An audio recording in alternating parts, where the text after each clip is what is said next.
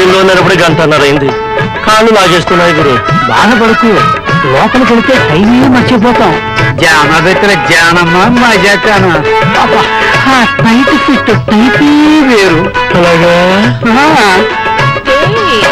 కదలకు కదిలితే ఎలా తిను. సార్ మీ బ్యాగ్ మర్చిపోయారు. బ్యాగ్ ఏమిటి? ఒకసారి లోపలికి వెళ్తే మనమే మర్చిపోతాం.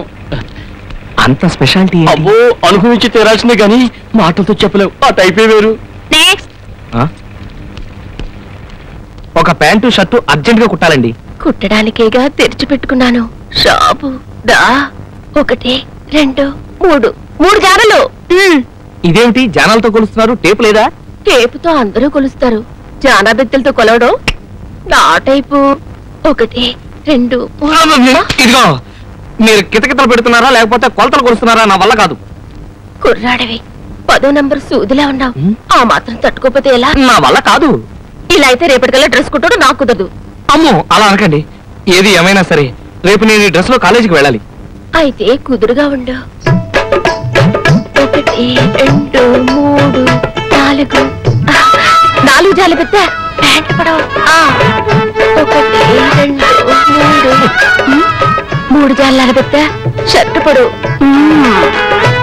1 2 జానలు షోల్డర్ పడవు. ఇక మిగిలింది. అమ్మో, అది మాత్రం టేపుతో కొలకూడదు. టేప్తో కొలవడం కుదరదు. నా టైపే వేరని చెప్పానా? అయినా అందరూ కావాలని కొలిపించుకుంటారు, నువ్వేంటి సిగ్గుపడతావు? వద్దులేండి. అమ్మో, లూజ్ అయితే బస్తాలో ఉంటుంది. పోనీ నేను కొలుచుకుని చెప్తాను. నీ సైజు వేరు, నా సైజు వేరు, తేడా వచ్చేస్తుంది మరి. సరే అయితే కానివ్వండి మరి.